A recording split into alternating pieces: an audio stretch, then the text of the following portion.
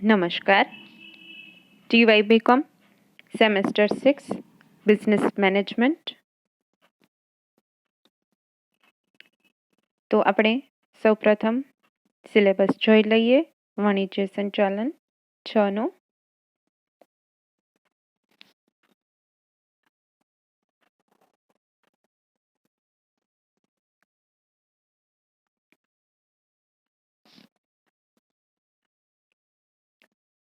સૌ પ્રથમ યુનિટ છે બજાર વિભાજન, એટલે કે માર્કેટ સેગમેન્ટેશન. તો બજાર વિભાજન વિશે આપણે ટૂંકમાં ચર્ચા કરેલી છે કે અલગ અલગ પ્રકારના ગ્રાહકોને આધારે જે બજારનું વિભાજન કરવામાં આવતું હોય, અલગ અલગ નિશ્ચિત ધોરણોના આધારે બજારનું વિભાજન કરવામાં આવતું હોય. બજારનું વિભાજન છે અલગ અલગ બાબતને આધારે કરવામાં આવતું હોય. વપરાશી પેદાશો છે, ઔદ્યોગિક પેદાશો છે.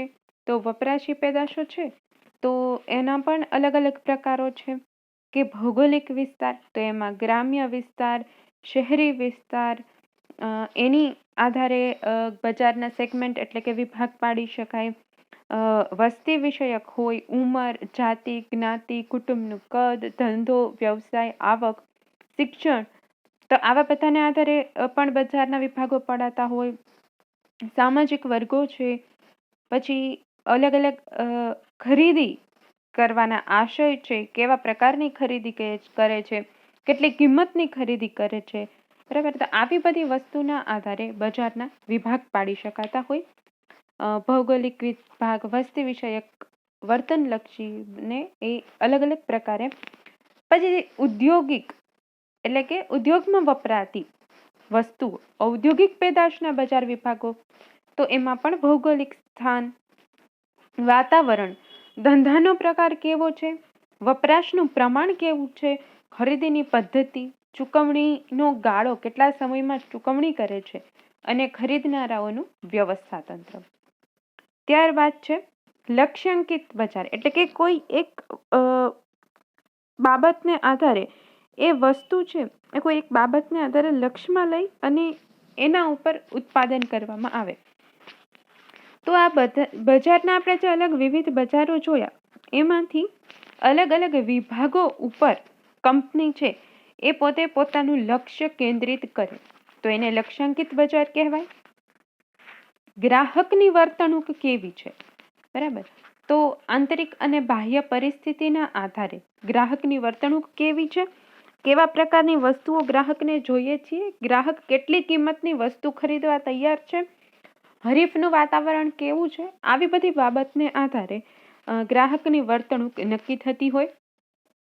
અને એના આધારે જ કોઈ પણ કંપની છે, એકમ છે, એને પોતાની માર્કેટિંગ વ્યૂહરચના અને સાથે સાથે કિંમત નિર્ધારણની બાબતો અંગેના નિર્ણય લેવા પડે. ગ્રાહક વર્તણૂકના પ્રકારો, અલગ અલગ પ્રકારની વર્તણૂક કરતા હોય ગ્રાહકો. તો એ ગ્રાહકની અલગ અલગ પ્રકારની વર્તણૂકના આધારે અલગ અલગ પ્રકાર પડશે. ત્યારબાદ છે ખરીદ નિર્ણય પ્રક્રિયાના તબક્કા. તો ખરીદ નિર્ણય પ્રક્રિયાના તબક્કા, અલગ અલગ પ્રકારની વ્યક્તિઓનું વલણ, અલગ અલગ સંજોગો, અને એના આધારે ગ્રાહક ખરીદી કેમ કરે છે, ખરીદી પછીનું ગ્રાહકનું વર્તન કેવું છે, અને એ માર્કેટિંગ સંચાલનની દ્રષ્ટિએ આ બધી બાબત કઈ રીતે મહત્વની છે એની ચર્ચા કરવાની રહેશે. ત્યારબાદ છે ગ્રાહક વર્તણૂક પર અસર કરતા પરિબળો. તો અલગ અલગ પરિબળો, જેમ કે આર્થિક પરિબળ, સામાજિક પરિબળ છે, બરાબર, એને અભિપ્રેરણા મળે છે તો એને મનોવૈજ્ઞાનિક પરિબળો કહેવાય. મોટિવેશન મળે છે, તેની અલગ અલગ પ્રકારના થિયરીઝ છે તો એના વિશે ચર્ચા કરીશું. અને જે સાંસ્કૃતિક પરિબળો છે, તો આવા બધા જે અલગ અલગ શૈક્ષણિક પરિબળ છે, તો આ બધા પરિબળો ગ્રાહકની વર્તણૂક પર અસર કરતા હોય છે. ગ્રાહક ખરીદ વર્તણૂકનો નમૂનો જોવાનો છે. વપરાશી વસ્તુઓના ખરીદનારા કેટલા હોય છે, ઔદ્યોગિક વસ્તુના ખરીદનારાઓ શું છે, અને એનું વર્તણૂક કેવી છે એના વિશે વાત કરવાની. સંસ્થાકીય ખરીદનારાઓ અને સરકારી ખરીદનારાઓ કયા કયા પ્રકારના ગ્રાહક છે, તો એના વિશે ચર્ચા કરી. અને આ જે માર્કેટ સેગમેન્ટેશનનું જે આ ચેપ્ટર છે તેમાં અલગ અલગ પ્રકારના ગ્રાહકોના વર્તણૂક અને એની જે થિયરીઝ છે એના વિશે ચર્ચા કરવાની રહેશે. ત્યારબાદનું યુનિટ 2 છે માંગની આગાહી. આગાહી એટલે પહેલેથી જ એ પૂર્વાનુમાન બાંધી લેવું કે કેવા પ્રકારની માંગની જરૂર પડશે. Demand forecasting. તો માંગની આગાહી કે પહેલેથી જ એ બાબત ધારણા કરી લેવી કે અલગ અલગ પરિબળોના આધારે ગ્રાહકો દ્વારા કેટલી અને કેવા પ્રકારની વસ્તુની માંગ થઈ શકશે અને એ આગાહી ઉપરથી કોઈ પણ એકમ છે એ પોતે ઉત્પાદન કરે અને કિંમત નિર્ધારણ કરે. તો એનો સમયગાળો, અલગ અલગ પરિબળો, આંતરિક પરિબળો, બાહ્ય પરિબળો, એની કક્ષા કેવી છે, હેતુ કેવી છે, તો એ બધી અલગ અલગ પ્રકારની વસ્તુના પ્રકાર કેવા છે, અન્ય પરિબળો વગેરેની ચર્ચા કરવાની રહેશે.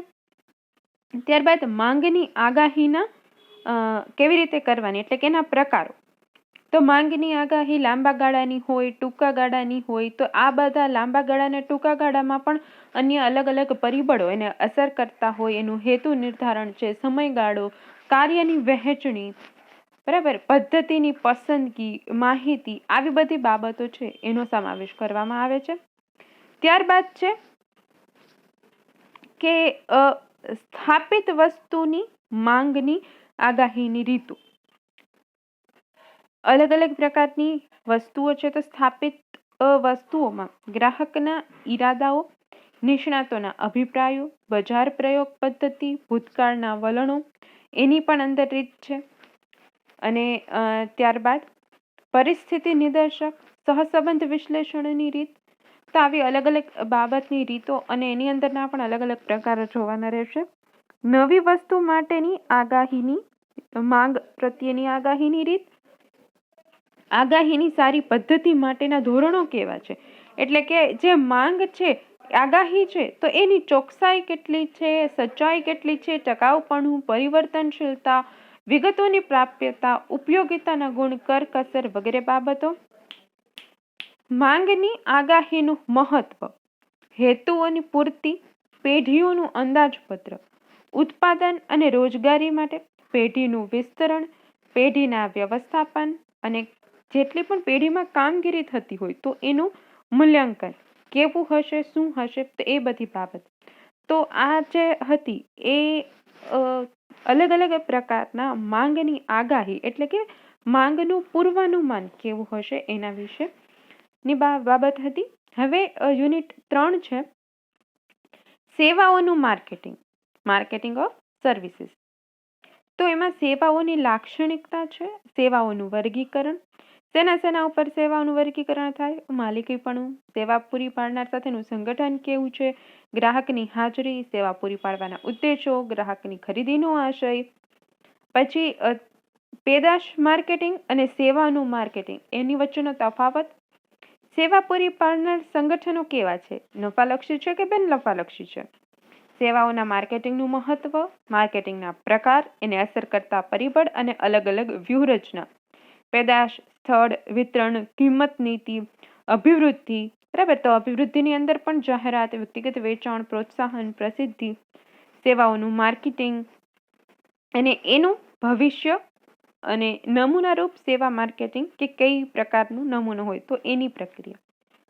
ત્યારબાદ છે યુનિટ 4 માર્કેટિંગના તાજેતરના નવા ખ્યાલો, recent new concept of marketing. તેમાં જે નવા ખ્યાલો છે એમાં સૌપ્રથમ છે સાયબર માર્કેટિંગ. સાયબર માર્કેટિંગ એ ઇન્ટરનેટ અને ટેકનોલોજી દ્વારા જે પ્રત્યક્ષ માર્કેટિંગનું સ્વરૂપ છે કે જેના દ્વારા સંભવિત અને નફાકારક ગ્રાહકોને શોધી અને તેની સાથે ઘનિષ્ઠ સંપર્ક કેળવવામાં આવતો હોય એને સાયબર માર્કેટિંગ કહેવાય. ઓનલાઈન માર્કેટિંગ, જેને તમને ખ્યાલ જ છે કે દેશના કોઈ પણ ખૂણે કોઈ પણ વસ્તુ વેચાઈ શકે છે તો અલગ અલગ એપ્લિકેશન્સ છે, અલગ અલગ સાઇટ છે. તો ઇન્ટરનેટના માધ્યમથી જે વસ્તુઓનું વેચાણ થાય છે કે જ્યાં ગ્રાહકને સ્થળ ઉપર જવાની જરૂર નથી પડતી, પરંતુ ગ્રાહક છે એ કમ્પ્યુટર કે પોતાના સેલ ફોન દ્વારા પોતાની જગ્યા ઉપરથી જ ઘર, ઓફિસ, પોતાની જે પણ કોઈ જગ્યા કન્વિનિયન્ટ હોય તો ત્યાંથી જ એ વસ્તુનું ખરીદ વેચાણ કરી શકે છે અને ગ્રાહકના ઘર સુધી એ વસ્તુ પહોંચી જાય છે. તો એ અલગ અલગ એપ્લિકેશન, અલગ અલગ પ્રોડક્ટની સાઇટ, કંપનીની સાઇટ ઉપરથી આ ઓનલાઈન માર્કેટિંગ થઈ શકે છે. પ્રત્યક્ષ માર્કેટિંગ, એની તો તે ખ્યાલ જ છે. પ્રત્યક્ષ માર્કેટિંગ, સામાજિક માર્કેટિંગ કે જે સમાજના હિતમાં થતું હોય, ગ્રાહકના હિતમાં થતું હોય, ગ્રાહકને ફરજિયાત કોઈ વસ્તુ પકડાવી દેવામાં ન આવતી હોય, પરંતુ ગ્રાહકને જે વસ્તુ જોઈએ છીએ એ વસ્તુ ગ્રાહક સુધી પહોંચાડવી અને ગ્રાહકના હિતમાં એ વસ્તુનું ઉત્પાદન કરવું કે જેમાં ગ્રાહક છે એ બજારનો રાજા ગણવામાં આવે છે અને ગ્રાહકના આધારે ગ્રાહકને જોઈતી વસ્તુનું ઉત્પાદન કરીને ગ્રાહક સુધી પહોંચાડવું અને એના નિર્ણયકરણ અને ઉપયોગી બાબતો, આયોજન, સામાજિક માર્કેટિંગના આવશ્યક તત્વો વગેરે બાબતોની ચર્ચા કરીશું. ત્યારબાદ છે હરિત માર્કેટિંગ. હરિત માર્કેટિંગ એટલે કે કોઈ પણ ગ્રાહકના આરોગ્યને નુકસાન ન થાય એ રીતે કોઈ પણ વસ્તુ કે સેવાનું વેચાણ કરવું અને પર્યાવરણ મિત્ર રહીને પેદાશો બનાવવી અને એવી જ પેદાશો છે એનું વેચાણ કરવું. જેમ કે હવે કાગળ છે એ લાકડાની બદલે શેરડીના કૂચામાંથી બને છે. તો આ શું થયું? એક હરિત માર્કેટિંગનું એક ઉદાહરણ છે અને એ પ્રકારની જે વસ્તુઓ છે એનું વધુને વધુ વેચાણ થાય કે જેથી પર્યાવરણને નુકસાન ન પહોંચે. ઘણા બધા એવા કાયદાઓ સરકાર દ્વારા બનાવવામાં આવે છે કે જે બધા જ ઉદ્યોગ ધંધાઓ છે, કારખાનાઓ છે, એ લોકો એને ફેક્ટરીઓએ એને ફોલો કરવા પડતા હોય, અમુક ટકાથી ઓછું પ્રદૂષણ કરવું. તો આ બધા હરિત માર્કેટિંગની અંદર એનો સમાવેશ થતો હોય. ત્યારબાદ છે ગ્રામીણ માર્કેટિંગ એટલે કે વણવપરાયેલા કે અલ્પ વપરાયેલા એટલે કે ઓછા વપરાયેલા. હવે એવી જગ્યા હોય કે જે સંભવિત બજારો કે જ્યાં થઈ શકે છે, જ્યાં હજી સુધી કોઈ પ્રકારનું ડેવલપમેન્ટ નથી થયું, ડેવલપમેન્ટ થવાની બહુ બધી શક્યતાઓ ત્યાં જોઈ શકાય છે. તો એવા પ્રકારે એવી જગ્યા ઉપર બજારનું વિકાસ કરવો તો એ ગ્રામીણ માર્કેટિંગ. અને ગ્રામીણ માર્કેટિંગના આવશ્યક તત્વો તો એ આ યુનિટ 4માં જોવાનું રહેશે. હવે આપણું જે ફર્સ્ટ ચેપ્ટર છે બજાર વિભાજન, માર્કેટ સેગમેન્ટેશન કે બજારને નાના નાના વિભાગમાં વિભાજિત કરી અને ત્યારબાદ એમાંથી બજારને વિકસાવી શકાય, અભિવૃદ્ધિ કરી શકાય, માલનું વેચાણ કરી શકાય અને સંભવિત ગ્રાહકો શોધી શકાય. તો બજાર વિભાજન એમાં આપણે એના લક્ષ્યાંકિત બજારો, ઉત્પાદનના તફાવત અને એના વિશે ચર્ચા કરવાની રહેશે. બજાર વિભાજન એટલે કોઈ નિશ્ચિત ધોરણોને આધારે બજારને નિશ્ચિત જરૂરિયાત ધરાવતા ગ્રાહકોના સમૂહ વચ્ચે વિવિધ વિભાગોમાં વહેંચવાની પ્રક્રિયા એટલે કે બજાર વિભાજન. બજાર વિભાજન એટલે એક પેદાશ માટેના કુલ અલગ અલગ પ્રકારના જે બજાર છે, વિભિન્ન ધર્મી બજાર એટલે કે અલગ અલગ પ્રકારના બજારને વિવિધ વિભાગોમાં વહેંચવાની પ્રક્રિયા, જેથી દરેક એક વિભાગને મહત્વ આપી શકાય અને દરેક વિભાગ મહત્વની બાબતમાં સામ્યતા ધરાવતું બની રહે. અલગ અલગ વિભાગ પાડી શકે તો જ દરેક વિભાગ ઉપર એકમ છે એ પોતે વ્યવસ્થિત રીતે પોતે મહત્વ આપી શકે અને દરેક વિભાગના ગ્રાહકોની જરૂરિયાતને આધારે એને વસ્તુ પહોંચાડી શકે. તો આ માર્કેટ સેગમેન્ટેશન. તો માર્કેટ સેગમેન્ટેશનની આપણે જે શરૂઆતની જેટલા પણ બાબતો હતી એ આપણે જોઈ કે બજાર વિભાજનના આધારે ઔદ્યોગિક વપરાશી વસ્તુ અને ઔદ્યોગિક પેદાશના આધારે લક્ષ્યાંકિત બજાર છે, ગ્રાહક વર્તણૂકનું મહત્વ, એના પ્રકાર, ખરીદી નિર્ણયના પ્રક્રિયાઓના તબક્કાઓ, ગ્રાહક વર્તણૂક પર અસર કરતા પરિબળો, આર્થિક, સામાજિક, મનોવૈજ્ઞાનિક, સાંસ્કૃતિક, વ્યક્તિગત અને એનો નમૂનો અને અલગ અલગ પ્રકારના વપરાશી અને ઔદ્યોગિક વસ્તુ ખરીદનારાઓ, સંસ્થાકીય ખરીદનારાઓ, સરકારી ખરીદનારાઓ, એના વિશે આપણે આ ફર્સ્ટ યુનિટમાં ચર્ચા કરવાની રહેશે. તો હવે પછી આપણે બજાર વિભાજનના આધારે જે અલગ અલગ વિભાગો છે એના વિશે ચર્ચા કરીશું. Thank you.